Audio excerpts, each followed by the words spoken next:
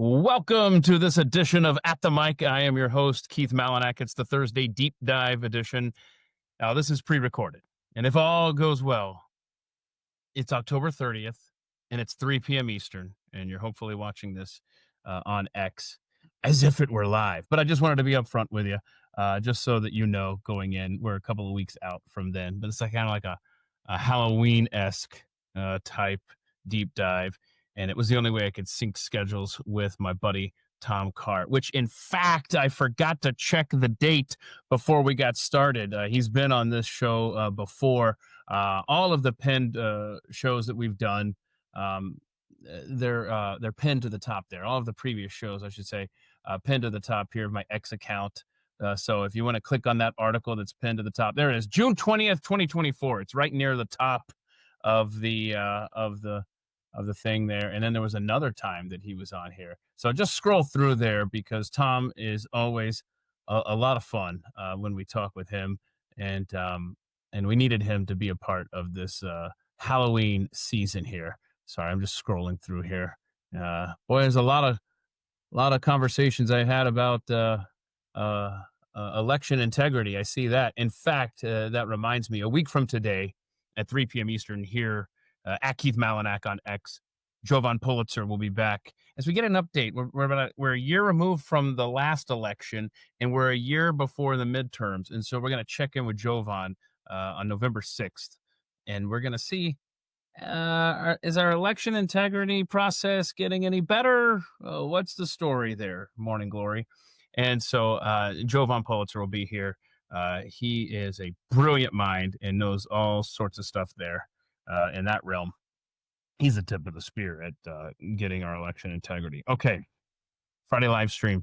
I got to tell you that too. That's tomorrow at this time, 3 p.m. Eastern. Okay, let me get Tom in here because and let me give you my here's a computer graphic if you want to follow Tom Carr. See on X, it's at TCarP. See that? There you go. How are you, Tom? I'm great, man. I even added it to my little name tag there. So if anyone's interested. See that over there? So the first question, I have a question for you. How's the nation's favorite Nana? Oh, she's doing okay. I mean, actually, it's pretty rough. I'm sorry. 2 days after she turned 100, she injured her back, and she's been really struggling with pain since then. I mean, she's in good spirits, but it's been a challenge. I can't imagine being 100 years old. But the birthday party itself, as many people saw on my X account, she had a great day. And it's just she hasn't been able to shake that injury from a couple of days after that. So anyway, thanks for asking.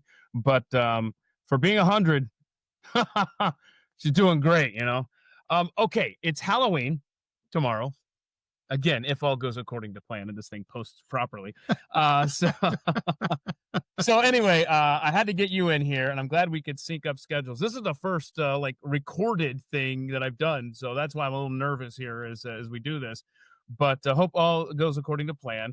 And I wanted to get you in here, and let's kind of reset you and your story. Just a brief reset on how you got into ghost hunting and how long ago that was and where it's led you. So it'll be 40 years in two years. I've been doing this for 40 years, off and on. I mean, not a solid 40 years, but I've always been diving into it and researching it and reading about it since I was 16. Got into it just because me and some friends thought it was kind of cool to go wandering through old cemeteries and haunted locations. We discovered a book called Phone Calls from the Dead that talked about how you could record ghost voice. And we started doing that. We captured our very first EVP that said, "Get out, you don't belong here." EVP stands for Electronic Voice Phenomenon. We just got sucked in. I've had the pleasure of investigating some of the nation's greatest haunted locations. As well as some of the really unknown ones, old cemeteries, Alcatraz, the Barren Wallen Mill in Utah, which doesn't exist anymore.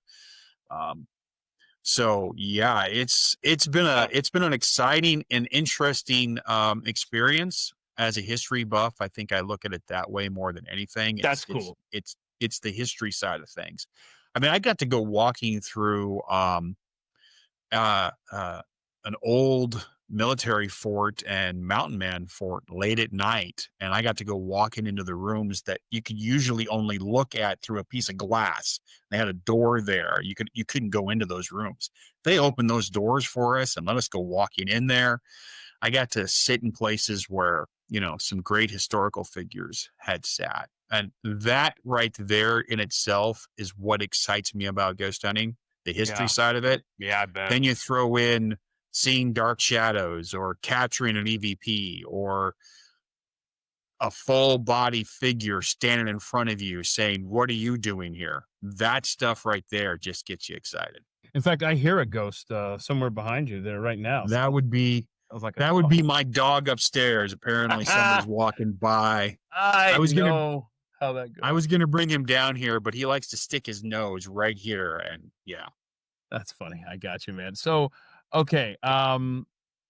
That's and before we part ways today, I want to ask you about some upcoming ghost tours, if you will, that you've got ghost hunts coming up here that are just fascinating to hear you talk about. Okay. So I guess if somebody says, "Hey, that sounds like a lot of fun, going out there and doing some ghost hunting." In fact, check this out, bro. I got to tell you a story about this. This right here, this is a what you call it, like a electromagnetic radiation tester. So this guy right here. So I bought this to just see where hotspots were around my house, maybe unhealthy hotspots, Yeah. for EMF purposes and stuff like that. And it's been eye-opening. But my question to you is, this can also double, right, as a ghost hunting an apparatus. EMF detector. Yep, an EMF detector. Just like this right here. This is the K2 meter that I have. I really like this. Again, yeah. Doesn't like my cell phone. The biggest issue with these things is obviously you want to make sure there isn't a lot of electronics around you because they're pretty sensitive. But yeah. It's a lot of fun. Yeah. In fact, there's another show pinned to the top there where you and I went out with a couple of my kids and did some ghost hunting.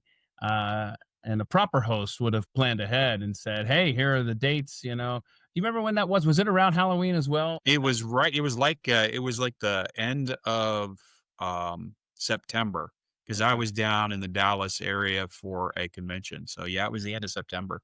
Okay. And then we filmed it, and then we went live with the evidence, which was, here's the thing about ghost hunts. You never know what's going to happen. I wish I probably should have uploaded. We did capture one EVP of a girl saying help. But and then you caught that after the fact, right? Is that what it was? Yeah, caught that after the fact. Yeah. Because I mean, in full disclosure, like I think you started to say there, not all ghost hunts you're going to find something. And in fact, when we were there that night, we didn't exactly experience firsthand anything. But we had a lot of equipment failure, which was very interesting. Oh, that's right. See, I have a bad memory, dude. I can't find the date of that show, man. So anyway, because you've done 2 shows then, right? Is that? Yeah, I've done 2 shows with you. Yep. Yeah. I don't know, man. And then I've been on the oh my gosh, the After Strange Encounters. Yeah, I've been on Strange Encounters, and I was on with you and Pat after. That's right, on Overtime. Yeah, okay. On Overtime, yeah. So, thank you. Wow. Yeah, absolutely. Okay, I'm just now it's bugging me. Now it's bugging me, Tom. I'm just looking. Okay, so June 20th was the first one. Yeah, shoot. Okay. Anyway, let's get into the questions here about ghost hunting. And if someone like me, I mean, obviously, I've already got. Can you hear it beeping? You got a ghost wandering around you right now. That's what it is. That's exactly what it is. You know what? That's funny because there are ghosts in the machine on a regular basis with me. Okay, if I wanted to start doing this stuff, how would you get into this? So this is actually a really good time of year. A lot of places do Halloween ghost hunts. I'm actually doing, since this is pre-recorded, I'm doing 2 events here in my local town. one on the 18th of October and one on the 25th. I'm doing lectures at an old barn and event center, and they have a haunted little forest and stuff. So I'm going to be doing those there, and I'll post those on my X. Anybody who's in the Missouri area that wants to come out and check out talking to me about ghosts, I'll be doing those. One's going to be free. We're doing a food drive, and then the other one's going to be my adult only, 18 and older lecture. So I dive into some of the darker stuff, which I think you and I are going to talk a little bit about today too. Absolutely. Yeah. Go ahead. But to get into these places, just Google ghost hunts. It's become so popular. Unfortunately, I think the prices are a little over the top. Mm-hmm. And if you can find a place that lets you do private tours so you can limit how many people go, it may cost you a little bit more, but I highly recommend doing it that way, because a lot of these places will say, yeah, we'll do a ghost tour. And then they have like 50 people going on these ghost tours, and they're just walking you through.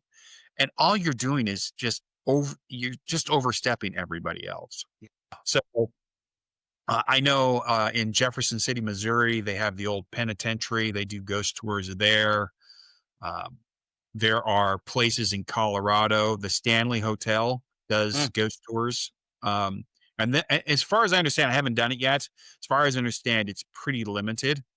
Another place that I've been wanting to go check out and haven't had an opportunity yet, down in New Orleans. You can do the cemetery tours, and they do ghost tours there. Then you mix in that voodoo stuff, bro. I don't know. Yeah, That's creepy. but yeah. So hopefully next Halloween, I'll be down in New Orleans for that. My wife. All right, very cool.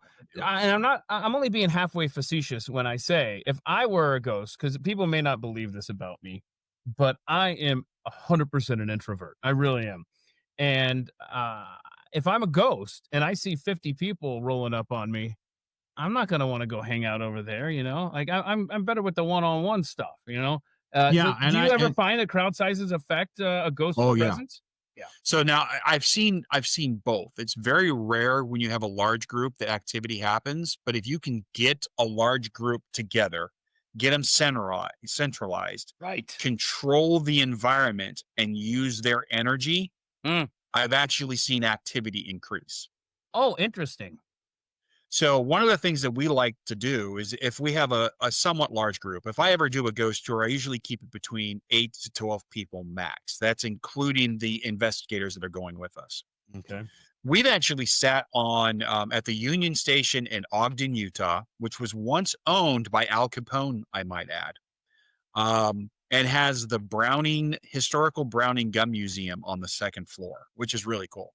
But we were on their stage and we had like 12 people, and we were just sitting in a circle, just talking and just, talking about everything that happened that night, laughing, having a good time. And we started seeing dark shadows all around us. Like, what are these people doing? I want to be involved. So if you can control the situation and you can get people to be quiet and focused on something, I think you can actually get better activity with a larger group. Okay. Now, with a smaller group, you're going to notice things more. You're not going to have as much false positive, is what we call it. So you're not going to have people talking over and whispering. So you think you captured it. So I have where's my audio recorder? Here's my little audio recorder. So I always keep this around my neck, turned on the minute I walk into a place. And then I'll listen to the audio to see if I capture anything. But unfortunately, when you get these large groups, there's people that are talking like this. They're whispering because they want to be polite. And I have literally told people, I understand you want to be polite, but you know what? Don't whisper. Talk loud and talk clearly. That way I can determine whether or not I've actually captured something, or if it's just one of you whispering. So small groups are a lot more fun. Because you can have more interaction. You can tend to focus in on certain spots. And I think the activity is probably a little bit higher with a smaller group. So, it's all up to you. If you want to go and just have fun, take your friends along and see what happens. So you mentioned the historical aspect to ghost hunting, which is an absolute draw for me. And then you also mentioned that Al Capone owned is a train station in Mhm. Ogden, Utah. And so while you're talking, I'm very interested in what you're saying, but I'm also thinking, why does a gangster need to own a train station? I bet there's a backstory there. I need to look There into is that too. actually. Oh, So okay. the Union Station in Ogden, Utah was one of the central hubs from San Francisco, California, the Uh-huh. Colorado and the Canada run. Okay. So they were bringing in bootlegged alcohol through the I love train it. station. They were Look at that. down in Ogden. Now, here's the interesting thing about the city of Ogden. The Union Station is on historic 25th Street. Underneath 25th Street, they used to have a tunnel that connected the train station to all the little stores that were there. So they wouldn't deliver freight on the road. They would take it through this tunnel underneath the road, and they would just deliver to every store. Al Capone caught wind of it, and it is considered the second, kind of like the Shanghai tunnels in Portland, where they had speakeasies down there, brothels.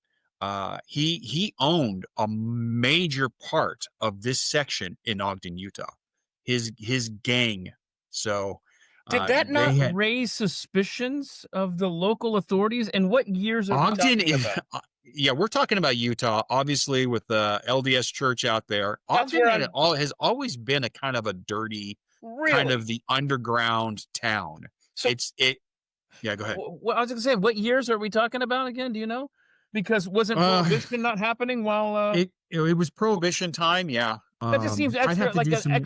extra layer of difficulty, like a degree of difficulty that's We unnecessary. are Like in other talking words, about.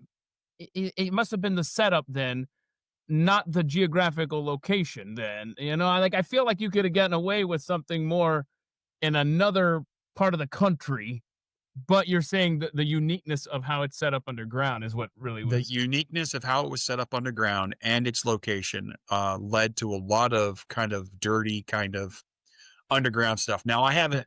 Now the tunnels themselves that are underneath 25th Street are pretty Mm. much collapsed now and covered in, and most of the stores, their basements have been cemented in. I do have an interesting story about it though. Okay. So we were staying at a hotel that was right on 25th Street. Okay. One of my buddies and I, who were both big ghost hunters, we were down in the basement trying to find a way to get into the tunnel. Huh. We actually found behind a washing machine a hole in the wall. So we moved this. We were in this hotel. We're down in their laundry facility. We're not supposed to be there. This is We Ocean's moved 11 this. stuff, bro. Yeah. So we move this washing machine and we shine our flashlights and we see this tunnel and we go crawling in through this hole. Yeah. We found an old bar down there. Like it had the old Western style swinging doors. We didn't have any ghost gear. All we had was our flashlights. And we're just exploring because we are both these huge history buffs going, this is so cool. As we're down there, there were still tables and chairs in this bar. We start seeing things moving, and then the doors start swinging like this. So as we were crawling out, we crawled out of that tunnel and come back into the hotel.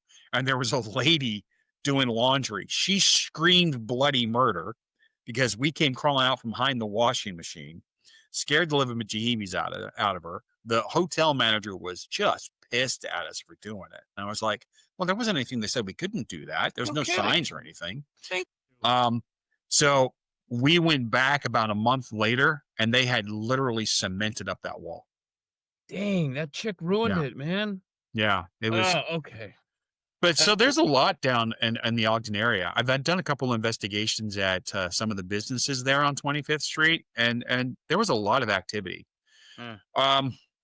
So that's what draws me into it, the history side of stuff. Then you throw in somebody answering questions on an EVP, or you get K2 activity or EMF detection activity, or you see a full apparition or a dark shadow. That just adds to it. That's wild. Okay, so what counts then as evidence that satisfied you as being supernatural? So I listen to everything. I'm very skeptical on everything that I do. And I have never ever said anything I've captured is defined proof of the paranormal.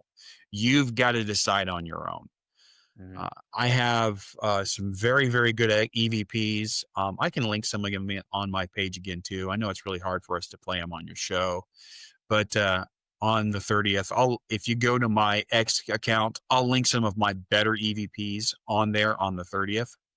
Okay. So after this show, head over to my X account, and I actually have some already pinned, I think, on my page.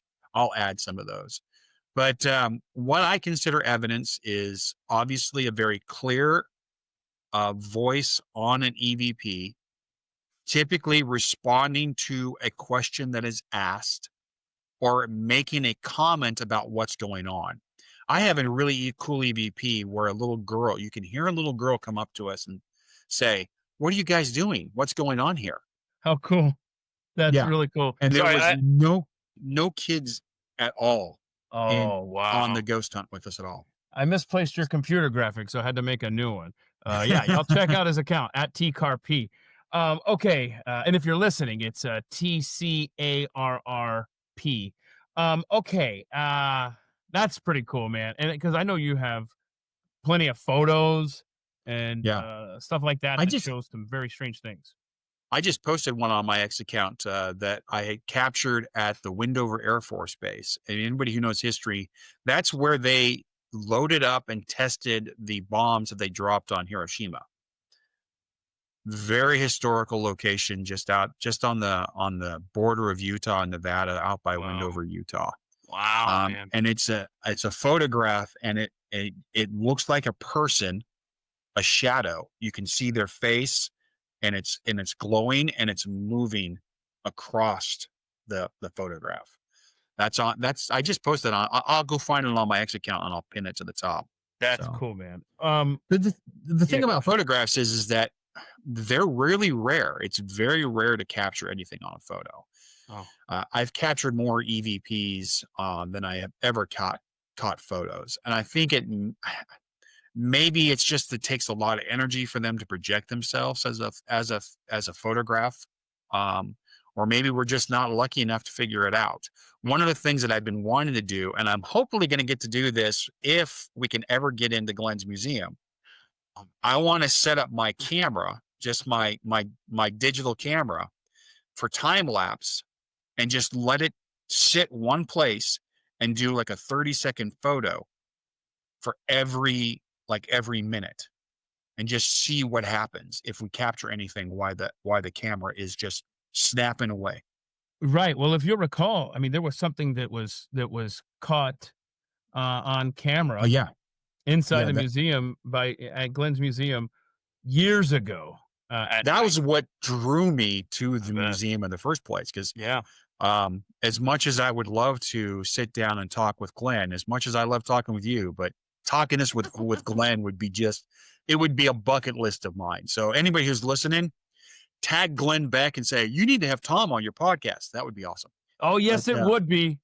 Yeah, it would be. You say at TCarP and at Glenn Beck. Yeah, we got to make this happen. Uh, yeah, I'm constantly trying to But yeah, I figure want that to out. experiment more with photography, because I think the cameras, their megapixels and their clarity has become so high res that Yeah. I'm thinking you might have a better chance of capturing now. We used to think that um, we caught better EVPs on old cassette players than we did with the digital. Uh-huh. I've been slowly by gradually realizing now, and maybe it's just they've learned how to manipulate the digital better. I'm capturing clearer EVPs digitally than I am analog. So Wow. Okay. one of the other things that I've noticed, here's a great way to determine. So if you go on a ghost hunt, you have an audio recorder, and you ask a whole bunch of questions like, what is your name? How old are you? Where did you bury the gold? What's your social security number? Any of those questions that I like to ask. Yeah. If you get a response, one of the things you can look for, 99% of the time when we capture an EVP, right before you hear the EVP, there's a pop. And right after, there's a pop. Almost 100% of the time, we've noticed this. And a lot of people didn't connect this till about 15, 16 years ago when the internet was starting getting big. And all these ghost hunters across the country were starting to communicate with each other. Mm. And I started talking to this guy named Russ Larson, who's a good friend of mine, who's been doing this as long as I have. And I asked him just out of curiosity, have you ever noticed a little popping sound right before an EVP and right after? And he's like, oh my gosh, yes. So we started asking other ghost hunters and we started comparing EVPs, and that pop is almost the exact same frequency on every EVP that we've ever caught. And I think what it is it's them building up their energy and then expanding it to make the communication, and then it's dropping down and it's ending that communication. So it's an I love energy that theory of burst. yours. Yeah. Yeah. Uh, yeah, I remember you telling me this last time. That's something else. So is the loudness of the pop, I know the frequency is the same. Is the intensity of the volume of that energy pop, does that correlate with the length of the message? Because obviously the messages are typically really, brief, right? I mean, they're really quick. There's Five not. to 5 to 15 seconds long.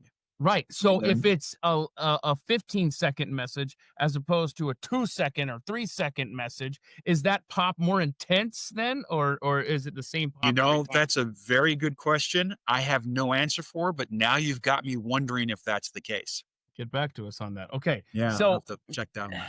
yeah, there's multiple. Well, let me before I get into that question, would you say that the evidence, as far as ranking them, would be seeing it with your own eyes, seeing something move would be the next desirable evidence based situation there. Maybe then it's the hearing it, then it's the EVP reading, and then maybe down here is the I lost you. I lost you, Keith. okay. Can you hear me now? Well, Check, we're check. back, but I lost you for about a few seconds, Okay. so I was just I missed that ranking. whole question. Okay, that's fine because it was pretty cumbersome anyway.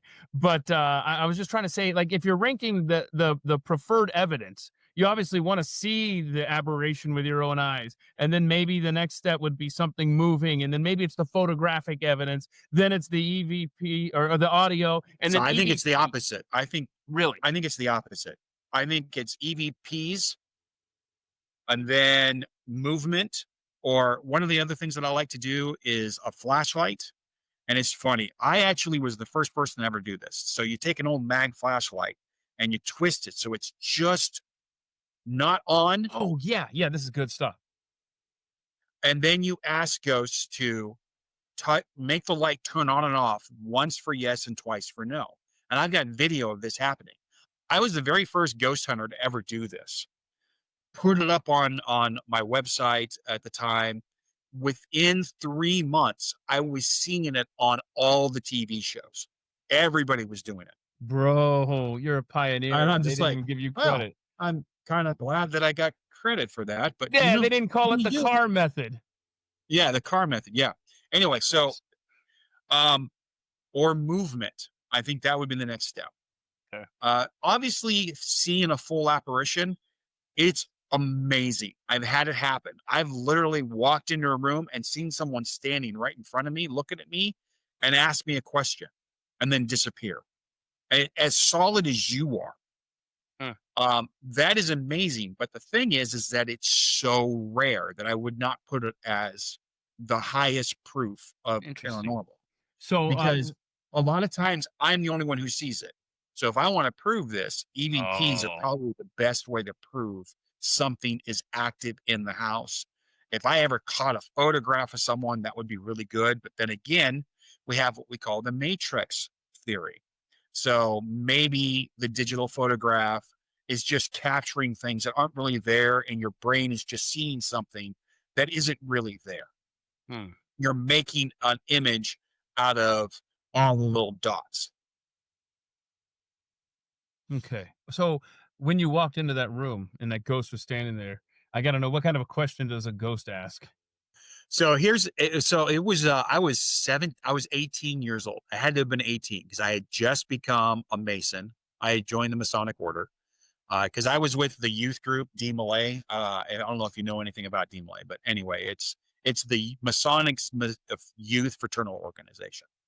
I was at the Salt Lake Masonic Temple, which is extremely haunted. And we were looking for a room to hold a state office meeting. I wasn't on a ghost hunt. My buddy Bill and Bill was like, I'm going to go look over here. You go look over there. So I go walking into one of the altar rooms, and there's a guy there, tuxedo, apron, hat, full Masonic gear. And he looks at me and goes, what are you doing here? I said, oh, I'm sorry. D Malay, looking for a place to hold a meeting. And he goes, only Masons are allowed in here. And I said, well, I just got my 3rd degree. He says, show me the sign. So I showed him the sign, and he disappeared in front of me. And I went, huh, we're not going to use this room. No way, man. Walked down to. but I was still kind of at 16, 17, 18 years old. I was just kind of like, now I'm like, well, that's awesome. I've become very desensitized by a lot of this stuff. But I went and told Bill about it, and he's like, where's the room? Where's the room? And we go walking in there, and he's like, this is cool. This is where we need to do it. I'm like, he didn't really want us in here tonight, Bill. That's funny. So, okay. So what level Mason are you? Are you still a Mason? I only got to the 3rd degree. Then I decided to, I kind of dived back into my church. I've mentioned this. I'm LDS. Yeah. So what level do you start taking over the world though? Is that the 33rd level? 36th, I think. I don't know. Yeah, something like that. But okay. I never. I stopped. So you can stop. It's not like the mob. You can just drop the. Yeah, I just stopped paying my dues, and they just didn't come. Now they're not interested. Okay. So there's obvious. Well, I won't say obvious. I would say predominantly the people that I talk to that believe in ghosts are of the opinion that there is a certain spiritual element to this phenomenon, and in that vein, talk to us kind of because I know you talked to Rick Burgess about some of this. Talk about some of the darker aspects of ghost hunting and kind of the trap people get into with that. So here, this is one of the things that I wanted to bring up. I've been noticing this a lot. Because of the movies The Conjuring and The Nun, and showing these darker sides of paranormal investigation. The Warrens, who did Annabelle Horror, who were in The Conjuring, 2 fantastic paranormal investigators who focused in on nothing but the dark side. People are starting to dive into that because they want to see it. And I'm sitting here thinking, what, are you insane? That's just crazy. I've had, in the almost 40 years of ghost hunting, I've done 4 demonic investigations, 2 actual possessions, 2 demonic houses that need to be cleansed. I never, ever want to do it again. The very first one, I was sick for about a week after. Yeah, that's right. Physically drawn, emotionally drawn. It was just such and depressed. I mean, just so negative, that negative energy. But because of these shows, people are now doing things that I think will open them up to more negative energy. They're starting to ask darker questions. They're starting to try to find these evil entities because they see the movies and they think, well, that's cool. I want to do that. And I'm sitting here thinking, no, you're going down a very dark path. It's going to lead you to something that's worse. And it can destroy lives. One of the things that I've been noticing a lot lately, and it's because, and one of the TV shows did it. It's the SD project or SD something or other. I can't pronounce it correctly, but basically what you're doing is that you have 2 people in a room. One of them is putting on soundproof or noise-proof earphones, blindfolding themselves, and they're putting a ghost box next to them. A ghost box is basically a radio that just spins through all the channels. And the theory is that the ghost box will stop on the ghost can stop on certain words to answer you. So now I have some issues with the ghost box. I think they, I don't believe that they actually really work. But the biggest issue I have is now you have one person in a room in a haunted location, basically turning off all of their senses and opening themselves wide open to whatever is there, drawing whatever that could be there into them, and possibly, It all I sounds mean, like as possession. exactly possession. Um, don't do this. I Don't don't start diving into these dark things. Mm. Again, 40 years of this, and I don't want to do it. Yeah. There are people out there who specify or specifically design or have been training themselves to do this. They've developed some sort of protections. They've developed ways to keep themselves safe, and even those aren't safe. If you want to be a ghost hunter, that's great. Just don't dive into the dark stuff. Uh-huh. Um, Focus in on all the fun things. And for heaven's sakes, don't copy the TV shows. The TV shows are only there because they're getting ratings. If they don't get ratings, they're not going to be TV shows anymore. So they are pushing the limits. And that is dangerous for a new paranormal investigator, somebody who's never ever done this before. Uh-huh. One of the other issues that I have too is you get a lot of these teams that are like, yep, we can be ghost hunters. This TV show is really cool. And they get 4 or 5 people together who have never ever done this. And then they get somebody who calls them up and says, yeah, I think my house is haunted. Can you come check it out? Oh yeah, we'd love to do it. And they go into this house with these people that are living. Something, I don't want to say dark, but something big happens. It scares these brand new ghost hunters who are supposed to be the professionals, who are supposed to know better, get freaked out and run out of the house. And now the homeowner's like, well, what the hell am I going to do now? These professionals were scared. What am I going to do? I really discourage new ghost hunters from doing private investigations of people's homes. I think you need at least 4 or 5 years under your belt before you start doing that. What is that? So you can become desensitized by a lot of it. Because obviously, again, if you are so freaked out, you are now leaving these people in their home wondering, well, how dark or how evil is this ghost? And it may not be. It just may be a ghost who's like, I don't want to talk to you. You're bothering me. You're in my home. You're trespassing. So I think it could lead to more dangerous stuff. Become Yeah. more experienced as a ghost hunter before you start doing these private investigations. Mm-hmm. Go to cemeteries, go to old buildings, go on these ghost tours, rent out private places and do them in. So I guess the best way for me to describe this, I think there's 2 types of ghost hunts. There's a ghost hunt and there's a paranormal investigation. A ghost hunt is, hey, we're going to go to a museum. We're going to bring our toys, see if we get anything. And ultimately, at the end, nobody really cares what we find but us. Uh-huh. Paranormal investigation is, we're going to go to this location. We're going to bring our gear. And somebody wants to know what we found, whether it's an owner or somebody who works there. So you're presenting evidence to someone. On a ghost hunt, the only evidence you're presenting to is yourself and your other team members. Stay away from paranormal investigations until you've gotten a couple of years under your belt. Because, one, you could be sharing something that really isn't evidence, and you could be freaking somebody out unnecessarily on a paranormal investigation. Learn the steps to become a ghost hunter. So ghost hunting and paranormal hunting, 2 different things. Yeah, so a paranormal investigation is somebody wants to know why their house is haunted or Okay. why their building is haunted. I Ghost gotcha. hunting is, we think it's haunted, go have fun. Okay, so ghost hunting is kind of like cold calling in sales. Yeah, exactly. Paranormal is, I got a hot lead. Let me go and And that hot lead wants to know what we found. okay, gotcha. All right. And I personally don't enjoy horror flicks or scary shows. I can't even stand the trailers of these things, man.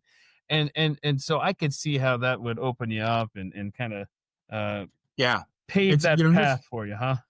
here's an interesting thing.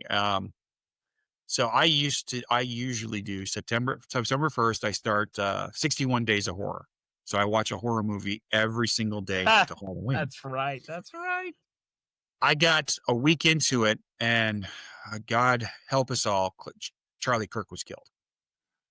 I saw that video. I have no desire to watch a horror film again. I have not wanted to because of what happened. Those dark things open us up, and then when we see it in reality, I think it snaps us back into place. Interesting, man. Gosh. Okay, so you talk about opening us up to these dark forces.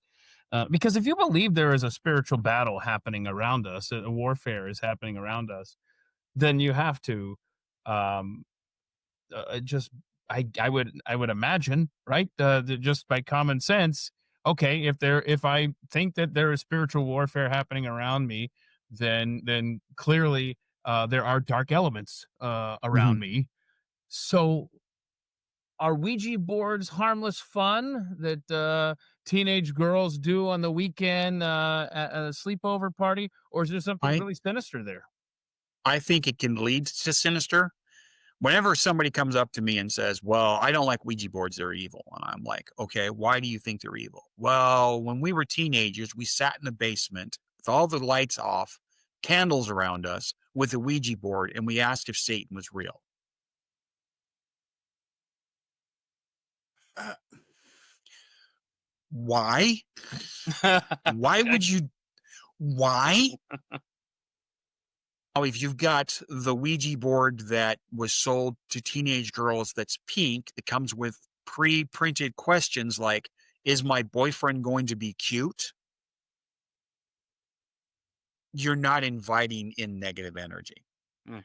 I don't recommend using a Ouija board because typically you start off with a Ouija board asking innocent questions, and then some bonehead in the group is going to start asking the stupid questions, regardless, because of the negative aspect of the Ouija board. The Ouija board or the spirit board is one of the oldest devices for communicating with the dead. It has Yeah, been used. what's the history of this thing? I don't even know. So it started off with sticks and bones. There are many different Ouija boards and different styles of Ouija boards.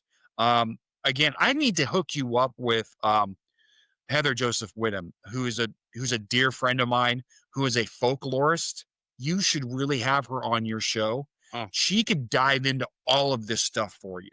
okay. She's been on Mythbusters, on Discovery Channel. So she's the person I go to whenever I have a question about mythology or urban legends. Mm, Um, you could probably do a 2-hour show with her on urban legends all day long and just love her. okay. But yeah, so Ouija boards have a pretty long history as far as spiritual things go. Um, What was her name again? anyway, Heather Joseph Whittam. Okay. And I mean, I love urban legend type stuff. Oh, Um, she's amazing. that's cool. I took her on a ghost hunt, and we became really good friends. Um, she's she's the polar opposite politically of us. Okay. Yeah.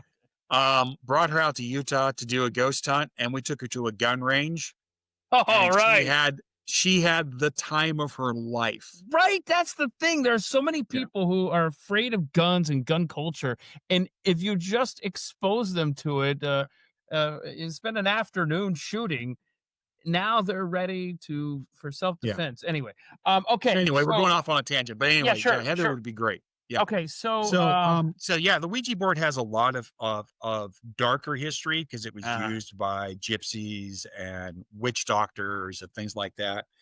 Um, and how far I back think, does it go? Do you know? oh, I don't, You keep centuries. talking. I'll look it up. I'll Yeah, centuries. I mean, it's pretty old. Like I said, I personally, if I remember correctly, it was the first kind of spiritual device used to communicate with with the other side. Um, wow. Mary Lincoln was huge into the Ouija board and the seances. Um, yeah. Yeah, Some of so the it other, kind of goes back to the so gained popularity in the Civil War, but yeah, the during the first spiritual and occult the first one that uprising. was sold was 1886. So that's interesting though. But yeah, it gained popularity. I mean, it started before the Civil War, but it became popular around that time, which is, kind of lines up with Mary Todd. Boy, interesting. Sorry, continue. Yeah. Some of the other things that I think you should avoid, obviously asking certain questions like, is this the devil? Or I want to talk to a demon, things like that. Avoid that stuff. Um, Hey, one of the other things, we got a demon with an earshot. Hey, come over here. We got a yeah, group yeah. in Texas wants to talk. One of the things that I also tell people is imagine you're in a giant hamster ball. Okay. Okay. That hamster ball's around you. Drill some holes in it so you can breathe. Okay.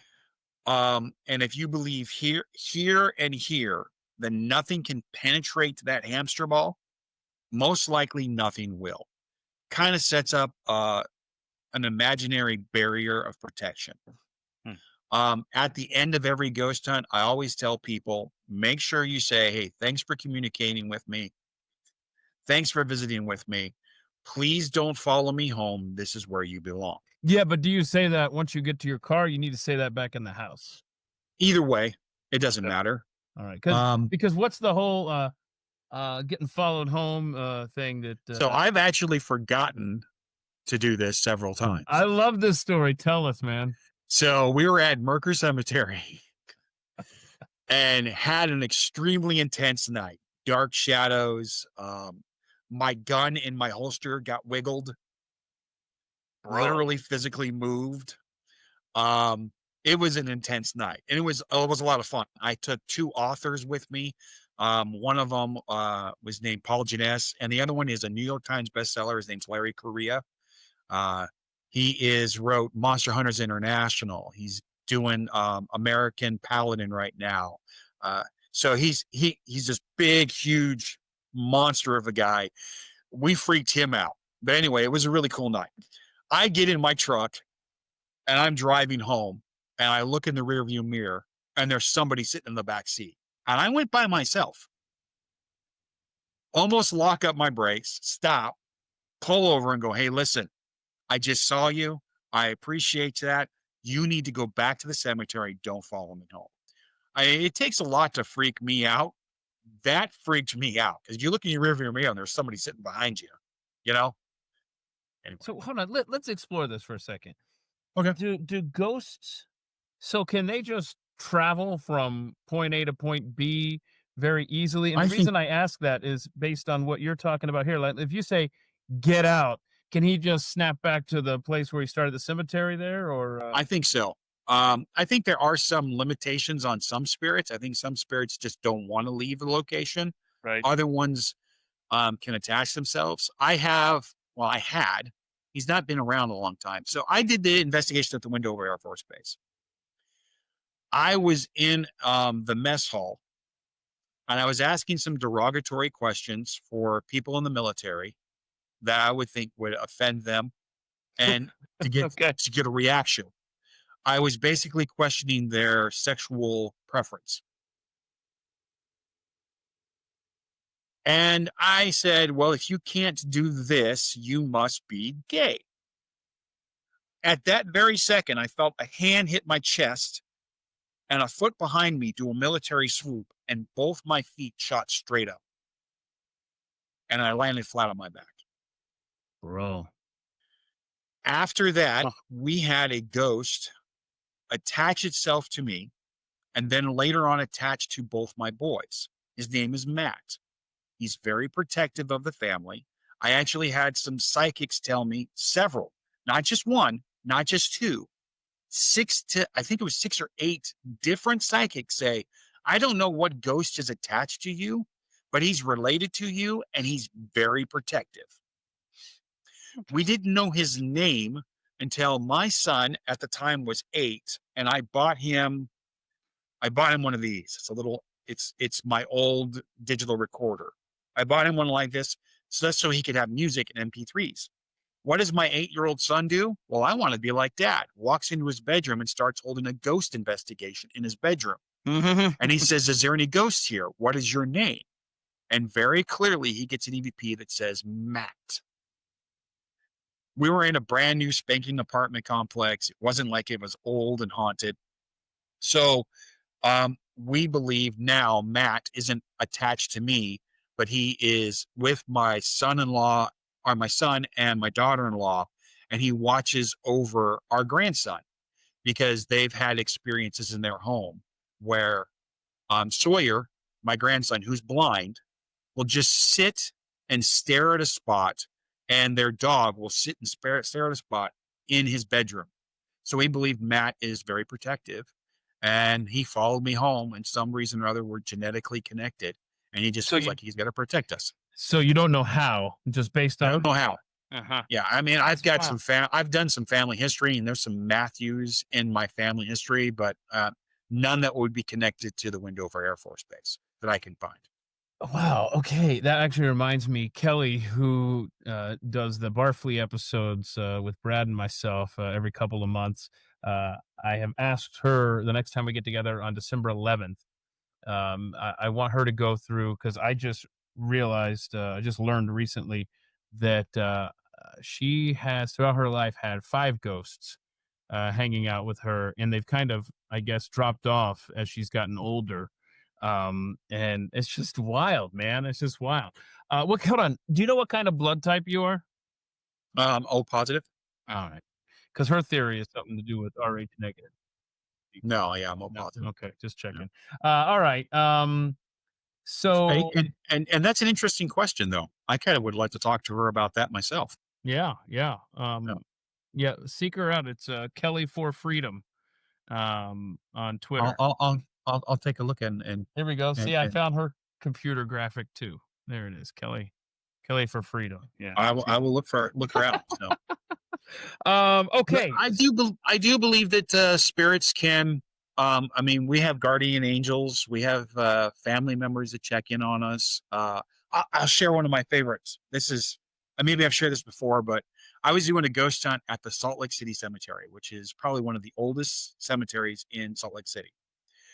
I always like to go to these places before we're doing the investigation, just to kind of wander around so we don't accidentally fall into a hole or get hurt or anything.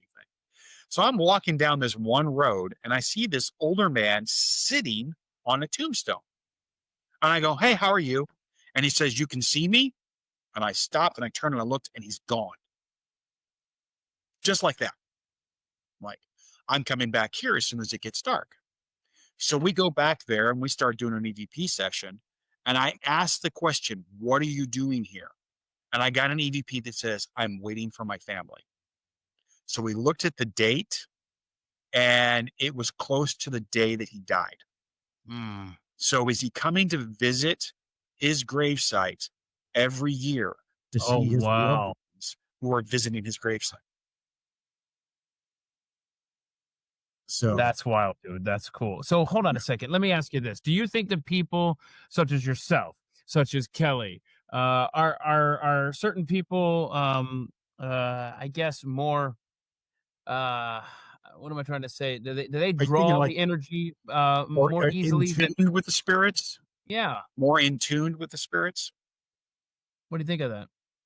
Yeah, I think so. I also think too that uh, I believe in an aura energy. We all are giant boxes with giant batteries.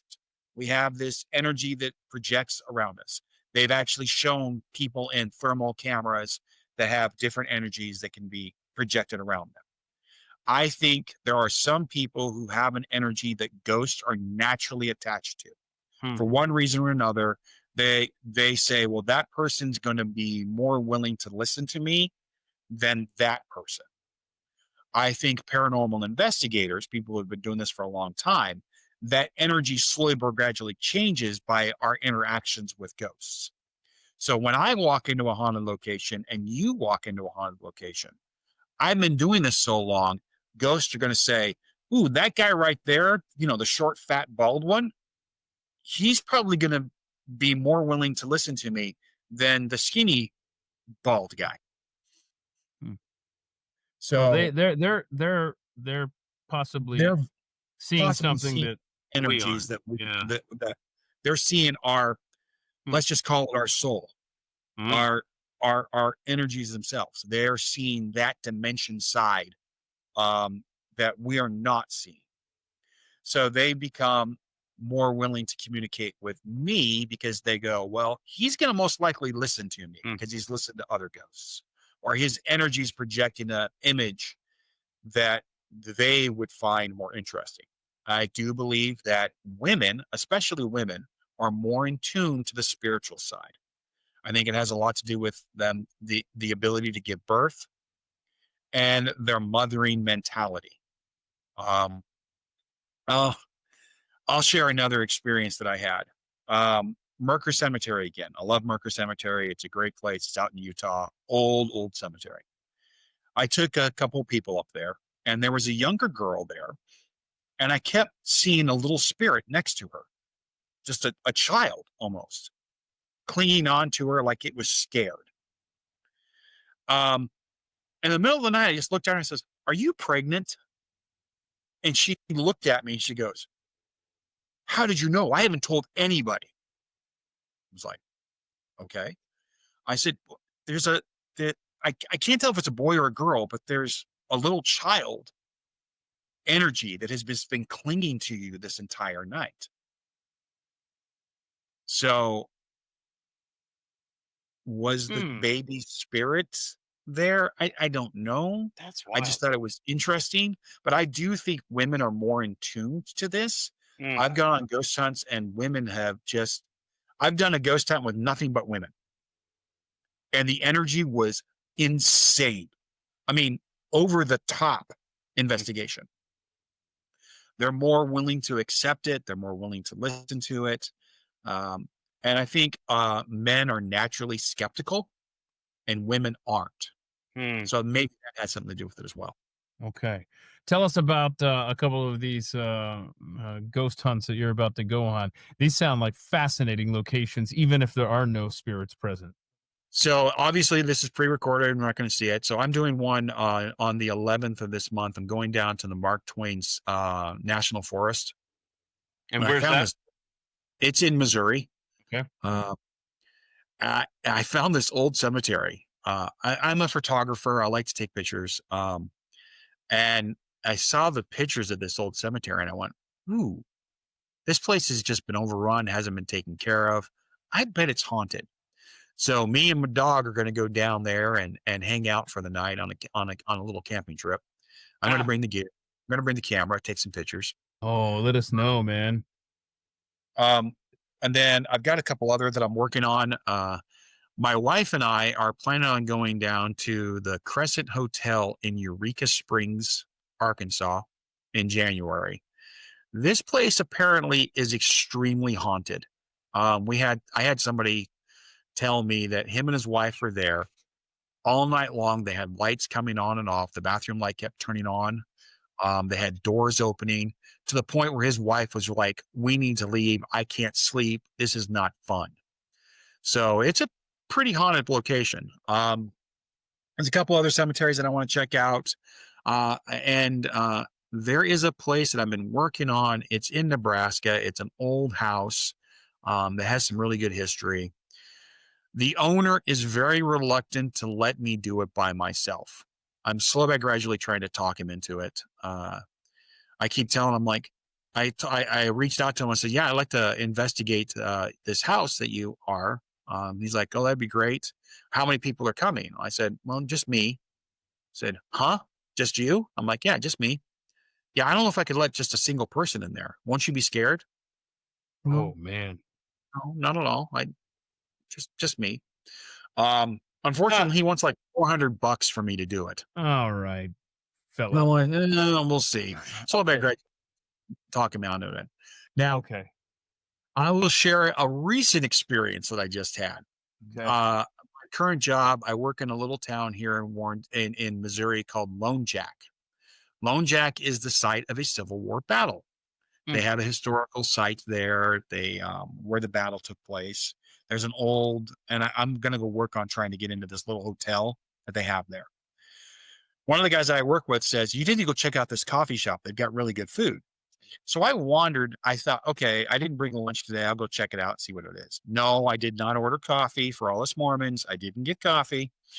Um, I I walked into this building, and the minute I walked in, there was a ghost that was like right here, just sucked right onto me. Dang. And then I walk up to the counter to place my order, and in the far corner, I could see a little child huddling in the corner. I could just see the energy of that little child. I'm in here for about 20 minutes waiting for my food to get cooked and prepared. And I'm wandering around, and that thing was on me the entire time. What was its deal, man? It wanted to talk, and I was just trying to ignore it because I just didn't want these. First time I walk into a business and they see some crazy guy talking to himself, they're never going to let me in. So I go back to work, and I walk in, and the guy who told me about the place, I looked at him and I says, "That place is as haunted as all hell." Yeah. What? I said, "Oh, there's 2 ghosts in that building. There are 2 ghosts in that building. One is projecting himself as a little child or as a child, and the other one's, I want to say, 18 to 20s. And he's like, "Sure." And I'm like, believe me or don't believe me, I don't care. I'm just telling you that place is haunted. So he goes in the next day and he tells the owner, "Yeah, my boss came in here and he said there's 2 ghosts in there." The owner went completely white. And she's like, "How does he know that 2 people died in this building?" Wow, man. Oh no. Back in yet? I'm going to go back in and start kind of building a relationship with them. Right. And Yeah. see and investigate the place and see what I can find. But yeah, that was pretty cool. Let me run a few things by you. That is very cool. Keep us updated on that. The house is on the battlefield. Oh, bro. That was a hospital, man. Like Or They something, yeah. they turn houses next to battlefields into makeshift MASH units, Okay, so I have 3 things for you. Number 1. Okay. Have you ever been to Massachusetts? I have I've visited, but I've never had the opportunity to ghost hunt there. Okay. Like, and I should have had an example already, but I didn't know we were going down this road. In Lexington, Concord, Boston, all these really, really old OG American towns, they have those stereotypical creepy old cemeteries with the rudimentary headstones that are 300 plus years old, with the wrought iron fence, and you're just waiting for the black cat to stand on top of one of the tombstones at night type thing. They have those. Those are the places Tom Carr needs to go with his equipment. That's the one thing. Yeah. Okay. Yeah. We were going to go down to, because of the new job, we had to change some plans, but my wife and I were planning on in New Orleans for Halloween. So I had to cancel that trip. So hopefully next year we'll be able to do that. We also want to go to Sleepy Hollow during Halloween. I would even just during autumn. I've always wanted to do those old towns during autumn because they're just gorgeous. The photographer gets drawn to them, and the ghost hunter in me is like, ooh, there's got to be places that are haunted. I would love to do Gettysburg. I haven't had the opportunity. It's only like a 12-hour drive from me. So one of these days I'm going to do it. One of the other places that I want to do, I don't know if you're into, I'm a big jazz and blues fan. I love blues and jazz music. There's a story of a gentleman named Robert Johnson. He is the guitarist who said he sold his soul at the crossroads to a demon to be able to play guitar. His gravestone, his gravesite is only 8 hours from my house. I have got to get down there. So I'm such a big fan of music. I want to just go down, just investigate his gravestone just to see if anything there is. Yeah. One of the other cool things about Missouri is Missouri was a pioneer state. There are little tiny cemeteries everywhere. You can't drive down a backcountry road without seeing 2 to 3 of these little family or old cemeteries that are in disarray. Yeah. A disarrayed or unpreserved cemetery is a lot more active. because I think the spirits that are there are frustrated that nobody's visiting them, nobody's taking care of them. So I think the activity is a little bit higher. So I've done a couple around here, had a little activity, haven't captured anything. They've been, short trips and stuff like that. So I'm working on trying to get through some of those. I did investigate Hans Mill. I think we've talked about this. Or maybe not. Maybe I talked to Pat about it. Hans Mill is here in Missouri. It is a historical site. Right before the Mormons were kicked out of Missouri, and Governor Boggs decided to write the law that said you could just basically kill Mormons, which was in effect till like 1978, I think, 76 or 76, 70. yeah. Mm-hmm. Anyway, Hans Mill, there was a group of Mormons there that a mob of 200 men came in and massacred pretty much everyone. I think it was 19 or 20 people were killed. 2 of them were children. So I decided to go down and do a ghost hunt last year. I was just sitting there, and as the activity started to happen, I started hearing footprints on the gravel road next to me. Just as activity started to happen, a whole bunch of teenage kids showed up and just ruined it. Oh. And they spent the entire time asking me questions, and I was just like, okay, because what are you doing here? Oh, I'm just, just hanging out. Well, I hear there's ghosts here. And I'm like, yeah, I'm looking for ghosts. And they just start asking. So I want to go back and do that one again too. I actually had a family member that was killed there. So I'm related to one of the people that died there. Oh my goodness. Okay.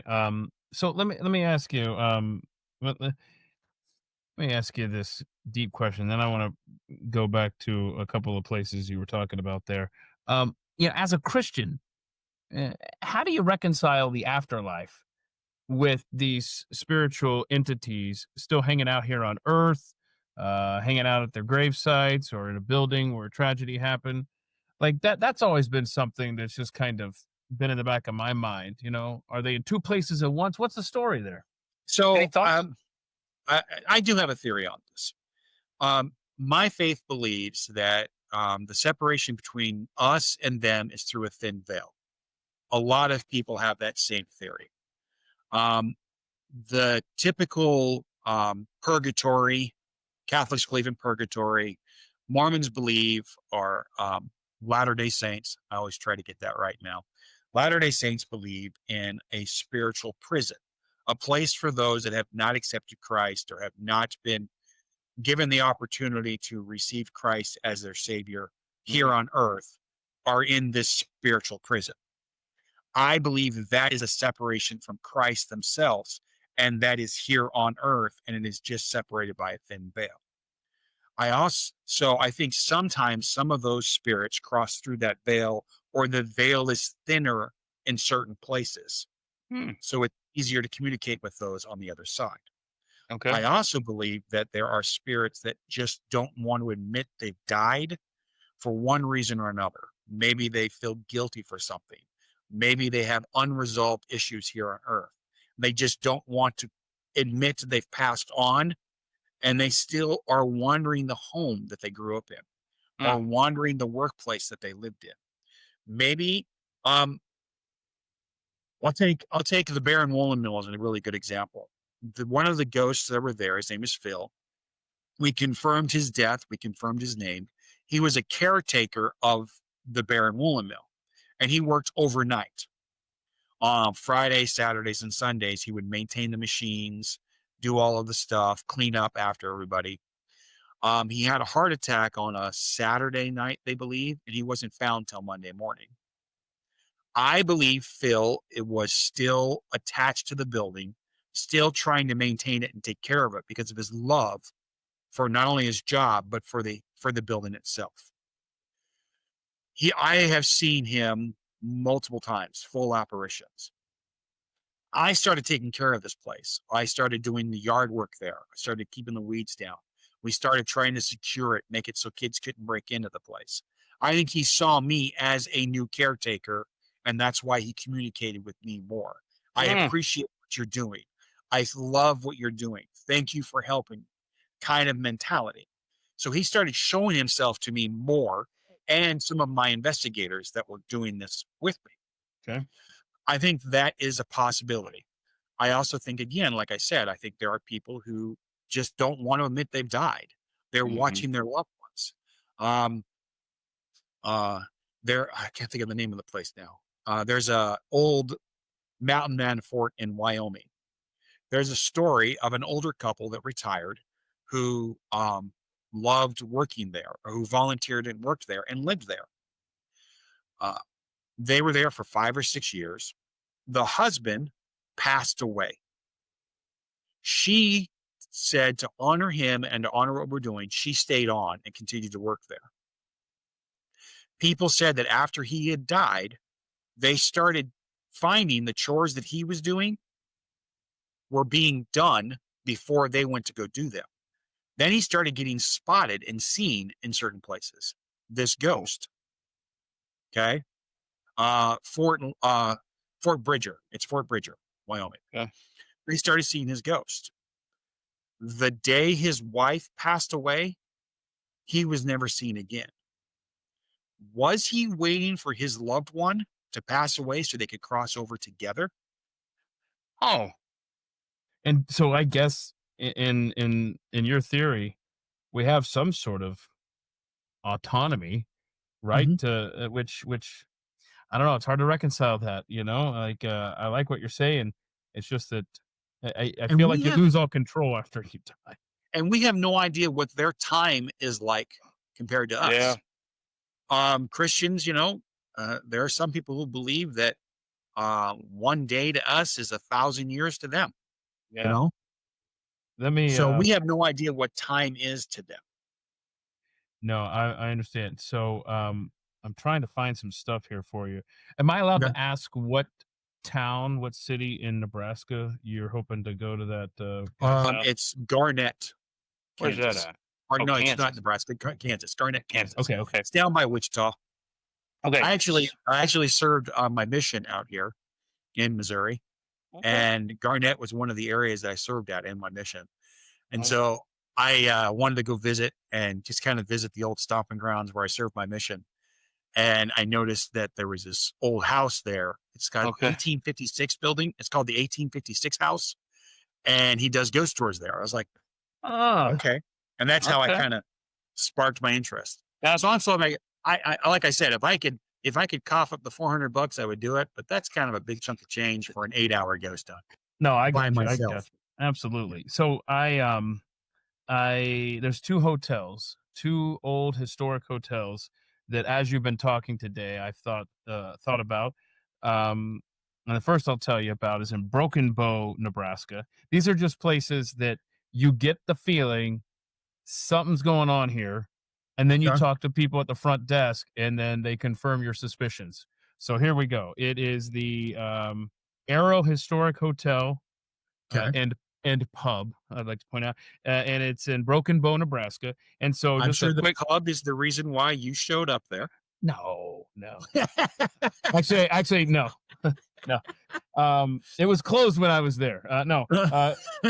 Me and my son were on a hunting trip up there, and so we just stopped because whenever I could stop at a Motel 6, or I could pay a few bucks more and go to a place with history, like you said.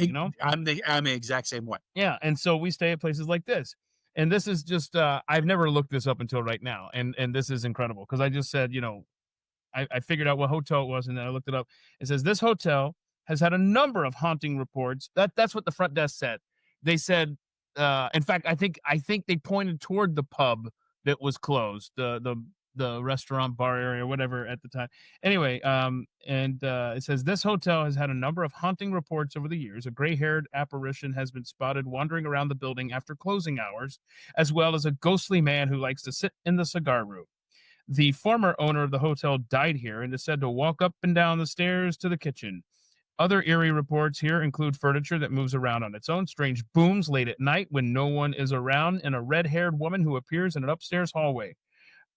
Stories say it may be the spirit of a woman who was murdered and buried in a cemetery nearby. So just for the record, neither Ezra nor I experienced anything. You just kind of have that feeling of it's not just old, it's old and not lonely. Let's put it that way. Okay, so the other hotel I want to draw your attention to, stayed at multiple times, and every time I know something's happening there. And here we go. It's in Cheyenne, Wyoming. It's the historic Plains Hotel. Is Ooh. rumored to be haunted. I've stayed at the Plains Hotel. Okay, I know exactly what you're talking about. So let me read some of these That experiences place people is have had. creepy as all get out. I know, and I can't stop going there. What's my problem? Listen to this. Now, hold on. I will say, its proximity to the Accomplice beer. I was going to say factory. I don't Brewery? know. Well, it's a brewery, but I think it has a different name. Anyway, but it's literally across the street. So that one I'm a little. Yeah, I know what you're talking about. Yeah, I've stayed there a couple of times. So And I used to be a truck driver, Salt Lake to Cheyenne and Cheyenne back to Salt Lake. Uh-huh. While I was driving truck, I stayed at that hotel several times when I-80 was closed down because of the snow. So Sure. yeah, I know what you're talking. Listen to this. Multiple reports of paranormal activity there at the historic Plains Hotel, including sightings of spirits, disembodied voices, and unexplained cold spots.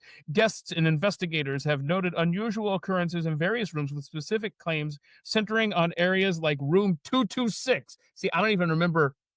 I need to figure out what room I was in. You know what I'm saying? No. I don't know. Where a woman named Rosie reportedly committed suicide. The Plains Hotel is often featured in local ghost tours. Listen to this. We got 226, we got 244, and the fourth floor are believed to be active with paranormal phenomenon. Specific incidents include guests having reported seeing, hearing various spirits, including cowboys, gamblers, and shady ladies. A spirit known as Rosie. Okay, unexplained calls. Did all this. Let's see. Old West. Let's see. Situated. Victims of violence. The building's history includes several victims of murder and suicide, which may contribute to its reputation as a haunted location. I mean, it goes on and on and on. But if you're listening to this and you're anywhere near the historic Plains Hotel in Cheyenne, Wyoming, holy crap! That if you're on the fence, even if you don't have an experience, man, like a real documentable experience, you will think, what the hell's happening here? I remember one night not getting any sleep because I kept hearing people talking and there was like a party going on, and I'd walk out of my room and there was nothing. It was dead. The minute I stepped outside of my room, it was dead silent. I walked back into my room, crawled back into bed, and I could start hearing stuff. Yeah, so I know that place. Yeah. There's a hotel. I have to look it up. But there's a hotel in your old stomping grounds in Lincoln, right downtown. I'm trying to think of that. I've been wanting to check out. Is it the Cornhusker Hotel? Maybe. I just remember because I served in Lincoln too on my mission, and I remember passing it several times, going, "Ooh, that place is haunted." And that old cemetery, there's that huge cemetery in Lincoln too. I think it's Lincoln. Is it Lincoln or is it Grand Island? There was this huge cemetery. I just remember seeing this huge cemetery, and I was just like, "Ooh, I want to check that place out." So, I will say, it might be interesting. I was just going to say the history in the Midwest states. I mean, they were the frontier of the pioneers for such a long time. That's what I wanted to talk to you about, actually, because just on my most recent trip out west, Ezra and I found ourselves stopping at a lot of historic markers. And then one thing that what they would be is good grammar there. So a lot of people died. Almost as good as your math. Almost as good as my math. A lot of people died on the Oregon Trail. Yeah. And you just had to keep going. You bury them, you keep going. And most of the people that were lost heading west, those are unmarked graves that have just vanished with time, and nobody knows where they're at or anything like that. But there are, I forgot what it said, maybe a couple hundred that are known and still preserved to this day as a roadside marker, and there's a little blurb about them, like who died here and where they were moving from and had hoped to get to, or something like that. That might be an interesting nationwide ghost tour, just to stop at these markers / burial plots and run your equipment there. So here's another interesting theory too. Somebody builds a brand spanking new house, move into the house. Uh-oh. And they start having ghost activity.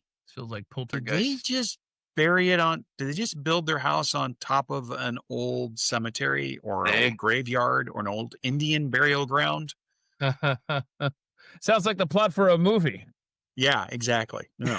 So, My goodness, man. It's so many things that we there's don't know. so many places, and again, I encourage people just to go out and have fun with this. It's a neat experience. Look at the history side of stuff, Yeah. and then if you want to spend $10-15 on the one that I use, this right here, which is my favorite, it's a K2 meter.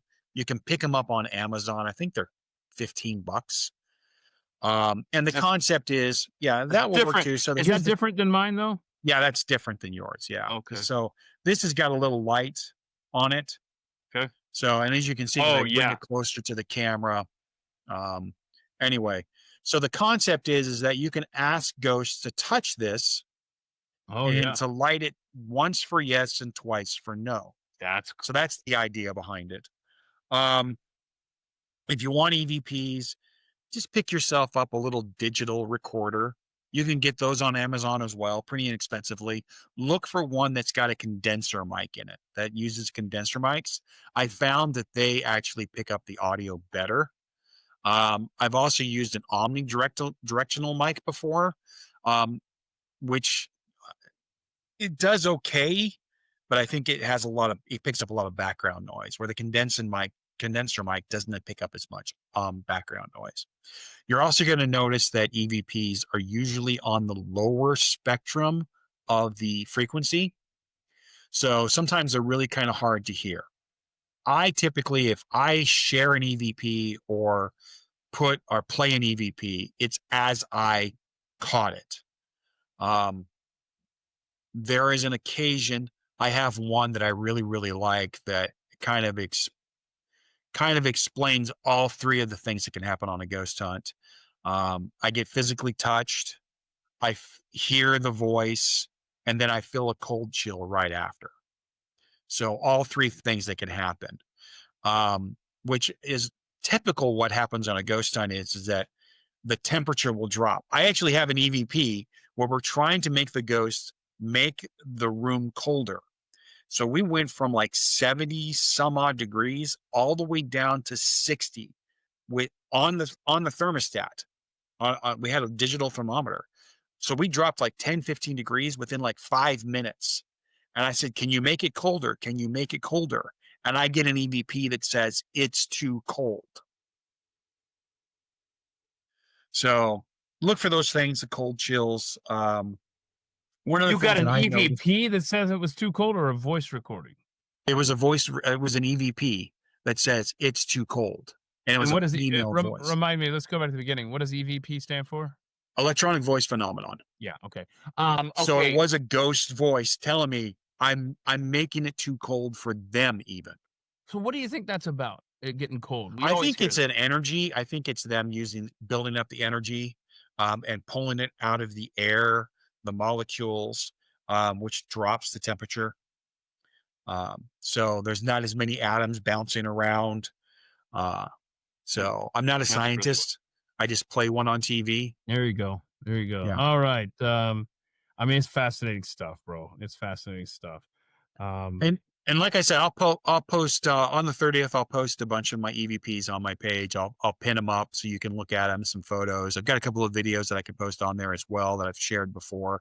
I've got one where a flashlight is rolling back and forth across the table, and there's nobody near the table. It's just moving, and then the flashlight blinks on and off. It's pretty cool. That's very cool. So what you want to do is you want to follow at TCarrP, TCARRP on X, and then set the notifications so that when Tom posts something, then you're alerted on your app, and then you can go and see these videos he's going to post for us here. I guess today, because see, today is actually October 30th. Yeah. So here's something else too. If you're in the Missouri, Nebraska, Kansas area, you've got a place that's haunted and you just aren't sure about it, and you're interested in me coming out and taking a look at it, I don't charge. I would love to do it. You can hang out with me for the night. We can play with all of the toys that I have. We can see if we have a ghost there.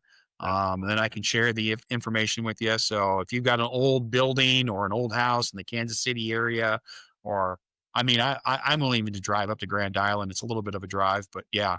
So And why at night is it more important than during the day?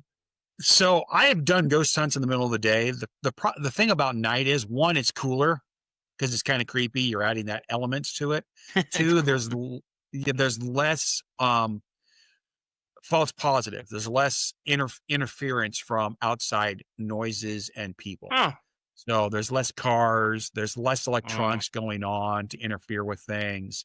So, Okay. I've done ghost hunts in the middle of the daytime. This one that I'm doing out in Mark Twain Cemetery, I'm probably going to do during the day, maybe at dusk, to see how things go. Just because it's older, it's not very well kept, and nothing worse than a 54-year-old tripping and falling with his dog. You know. Oh no! Yeah. Be careful out there. So I'll probably do that. Sure. But yeah, it doesn't really matter what time of day it is. If you ask the right questions, you've got the right energy, you're probably going to get some stuff. Again, the reason why we do it at night is because it's cool. It's more fun. Yeah, it's more fun. It adds that element of spookiness to it, There you go. which I think can actually help increase your activity. When we get a group of people that are really, really scared, their energies are higher, and I think the spirits can feed on that a little bit more. That's interesting. Okay, man. Wow. All right. Follow him at TCarP. And everything you need for this show is at themikeshow.com. If you're watching here on X, we appreciate you checking it out live. It also air at 8 o'clock tonight on YouTube and Rumble, and then it posts tomorrow morning on Spotify, iTunes, all the places there, all the links you need at themikeshow.com. So thanks to Wes for all he does over there, and thank you to Gabby for the Instagram channel at the Mike Show. If you'd like to support us, we got the Buy Me a Coffee link here at the top of my X page. There's also subscriptions for $2 a month. I have no idea what you're going to get for $2 a month. That's a work in progress continually, but I appreciate your support. Tom, as always, it has been a blast, man, and I appreciate it. I hope you have a happy Halloween as well. I will. Hey, and just one more reminder. Yeah. Let's keep me on Glenn Beck's podcast. Yeah, I need to do that. I need to send the at Glenn. You need Tom on your show, because I would just love to spend an hour or two talking this with Glenn, because I think he would be just extremely fascinated by That's y'all's homework assignment. Tag Glenn on this episode. Tag at Glenn Beck and make sure that he sees all the cool stuff that Tom does here. All right, brother. I hope you have a great rest of your day, and thanks for making this happen. You too, man.